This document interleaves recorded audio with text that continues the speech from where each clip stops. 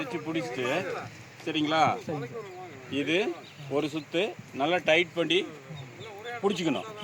இது ஃபஸ்ட்டு சுற்று நல்லா டைட்டாக இருக்குதுன்னா ரெண்டாவது சுற்றும் இதுக்கு வெளியில இருந்து அப்படியே போட்டு டைட் பண்ணணும். இது ரெண்டாவது சுற்று சரிங்களா. அடுத்தது 3 சுற்று.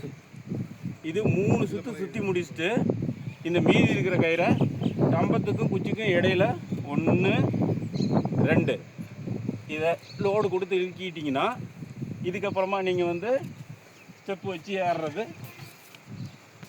ஏறி ஸ்டெடியாக நிற்க முடியும். சரிங்களா. நின்றுட்டு கயிறை வந்து எடுத்து இந்த கையோடு போட்டு பிடிச்சிட்டு இந்த கயிறை எடுத்து இங்கே வச்சு பிடிக்கணும். இந்த பக்கம் வந்து முடிய இப்போ வந்து முடி போடணும். ஒரு முடி போட்டு முடிச்சுட்டு இன்னொரு முடி இதில் போடணும். சரிங்களா.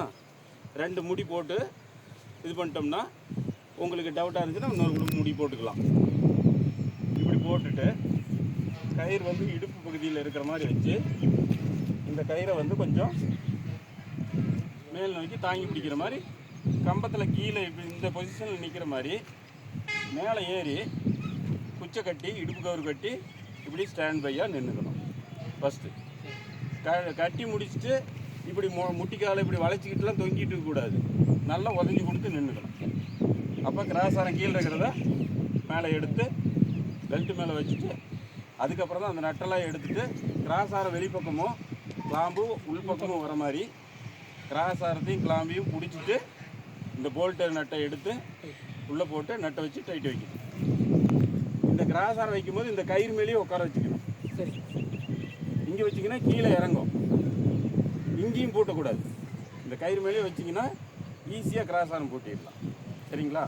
இந்த மெத்தடில் தான் குச்சி கயிறு கட்டிட்டு இடுப்பு கயிறு கட்டி நின்று வேலை செய்யணும்.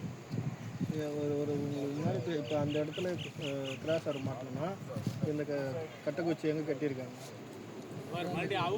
இந்த டிஸ்டன்ஸில் கட்டிக்கணும். நீங்கள் அவுக்கும்போது ஒரு சப்போர்ட்டுக்காக நீங்கள் 2 காலையும் வச்சுக்கலாம். ஒரு சப்போர்ட்டுக்கு ஒரு கால் வச்சு கூட 2 காலையும் நீங்கள் அவுத்து நீங்கள் எப்படி தோலில் போய் ஏறும்போது எப்படி வந்தீங்களோ அதே மாதிரி போட்டுக்கிட்டு கீழே வந்து குச்சிக்கு கீழே ஒரு ஸ்டெப் இறங்கி இந்த பொசிஷனில் உட்காந்துக்கணும். இது ஒரு கம்பத்தில் பிடிச்சிக்கணும். பிடிச்சிட்டு அப்புறம் தான் இந்த கயிறை ரிலீஸ் பண்ணணும். நீங்கள் மேலே ஏறிட்டு வந்தால் போதும். இந்த குச்சி அவுக்கிற வேலை வேண்டியதில்லை, அவுக்க தேவையில்லை. கீழே மட்டும் இந்த கம்பம் ஏறுற பயிற்சி 8 நிமிஷத்துக்குள்ளே நீங்கள் செய்யணும். மேலே ஏறி மாட்டிட்டு கீழே வந்து நிற்கிற வரைக்கும் டைமிங்கு ஸ்லிப் ஆகாமல் கரெக்டாக பண்ணிங்கன்னா 8 நிமிஷம் தாராளமாக பண்ணிடலாம்.